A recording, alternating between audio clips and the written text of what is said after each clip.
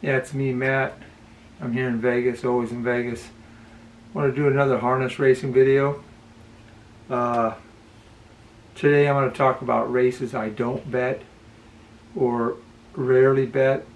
And this is one of the big secrets to making profits for me. And it should be for you too. There's probably some types of races that you don't do well at. You should keep track, make so you'll know. Excuse me. So you'll know what types of harness races you just don't do well at. Just by not handicapping and don't even pay attention to the race, you're going to make more money that way. So I'm going to go over the types of races that I don't bet. Starting off with non-winners of 1 and non-winners of 2. I don't do well at that. Trotting or pacing, but trotters, the non-winners of 1 and 2 trotters are kind of insane anyway. But with pacers, there was a time I did very well with the maidens.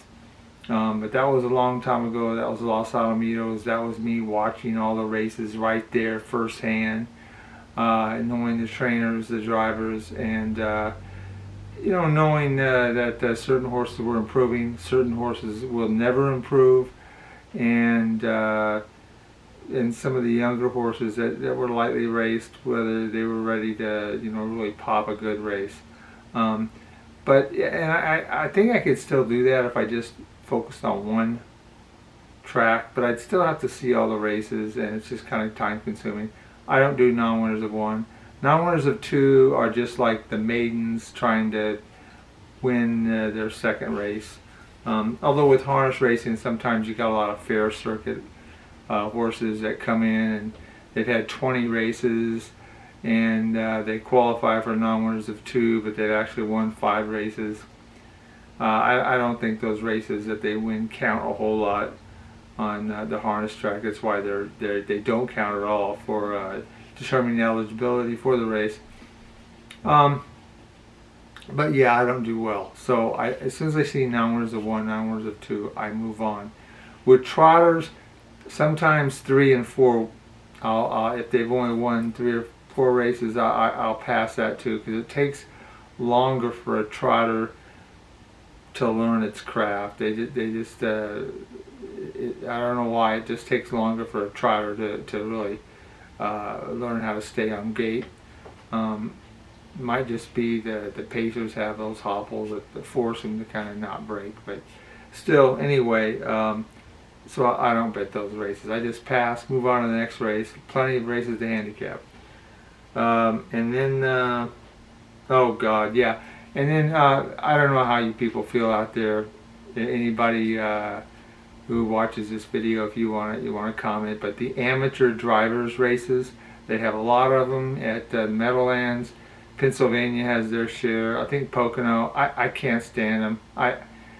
I appreciate that some of these amateur drivers aren't that bad, and they have careers outside of harness racing, so they just do it as an amateur, and they take it seriously, but yeah, they're not professional. I don't want to bet my hard-earned money on an amateur, so I just move on. I don't handicap those races. Let me see what I got up here next. Oh God, yeah, the lowest claiming price. This took me a while to finally give up on, and I don't completely, excuse me, I don't completely not handicap them. But for example, Dover Downs, I think, is 7,500. When you get to that level, they're just not very consistent.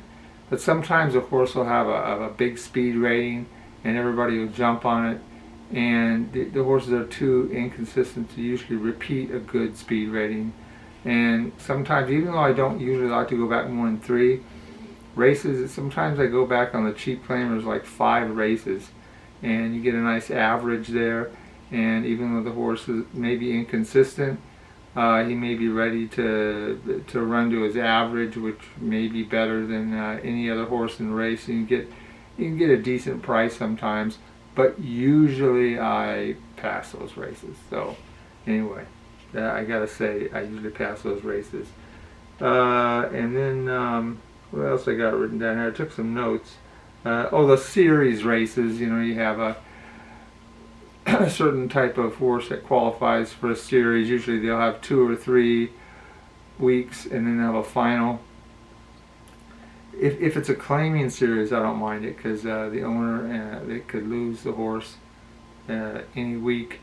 But a lot of times it seems like, not accusing anybody of anything, but some of these races, they'll qualify for the finals already, and with 1 race left in the series, yeah, the driver will go out there and you know, take a spot on the rail and just sit there for the whole race, then come out and finish pretty good, but end up 4th, and then the next week wins the final. I don't like betting on some of these for that reason. Some of these guys are just sandbagging, looks like it. And then the other reason is, yeah, sometimes you just got 1 or 2 horses that start to dominate the series. So it's either you bet on them or you don't, and they're usually over bet, and I'm not going to bet against them, so I end up passing the race. So that's another type of race I don't like. State bred stakes races. Yeah, a lot of times these races are not necessarily competitive, because when you just look at a particular, if you're looking at like Delaware breds, and then you look at the horses, and yeah, you know, they're all kind of mediocre, but their owners paid into this to be in this race, several payments over time, and usually a decent purse, but the quality of the standard bred isn't that good relative to the purse of the race. And I don't feel comfortable handicapping a race where the horses are not up to the purse. So a lot of times I'll pass those races. I don't like betting on those.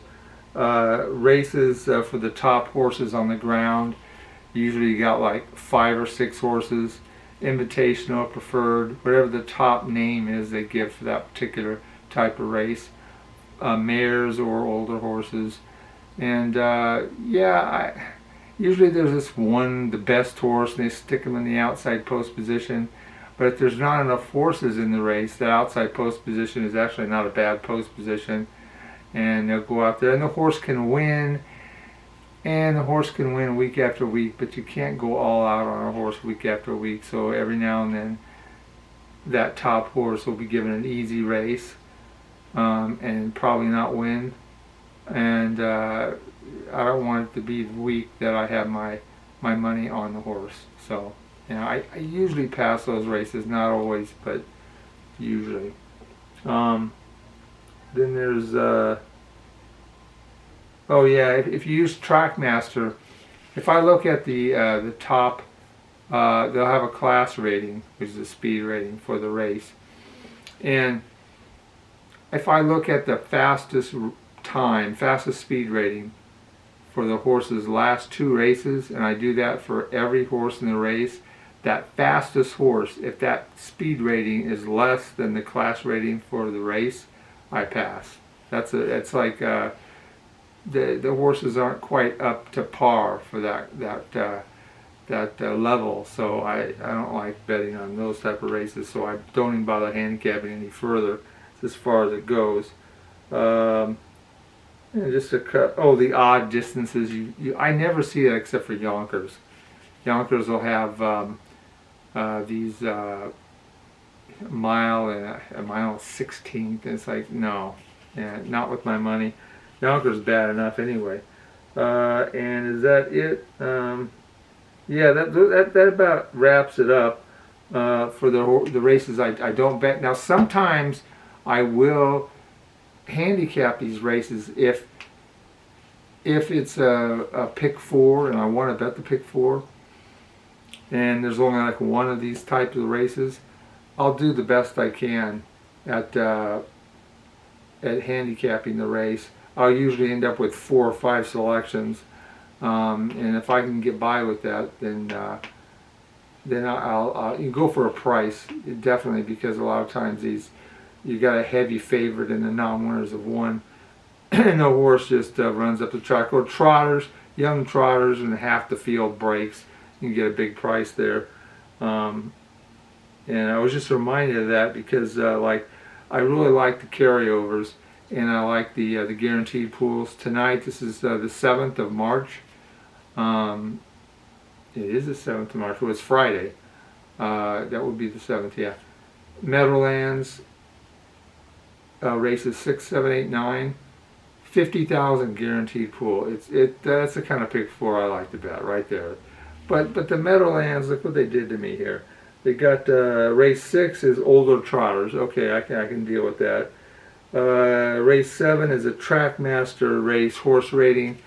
Trackmaster of 71.5, pretty darn low. I don't know. That's kind of a cheap race, I think. But still, I'll handicap that type of race. But then the 8th and 9th, you know, the 8th race, they got non-winners of 2 trotters. I don't like that race. I'm not going to handicap that race. If it was just that one race, I might go for the pick 4 tonight. But then they finished me off in the 9th with an amateur driver race. So the 8th and 9th are 2 races where I don't normally bet. $50,000 guaranteed pool is real nice though. But I'm going to probably refrain from even handicapping it, I think. But anyway, those are the kind of races I don't bet. Usually I don't even bother handicapping them. So, I mean, I'm sure you have yours types of races that you don't like.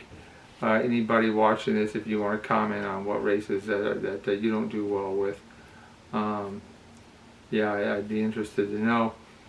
But other than that, all I can say is good luck. You know, I'm not the master of all things harness racing. I do have my weaknesses.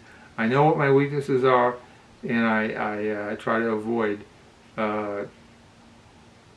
betting and handicapping where I'm not very well, where I'm not successful. Anyway, that's all I had to say. Another video for you. I'm out of here.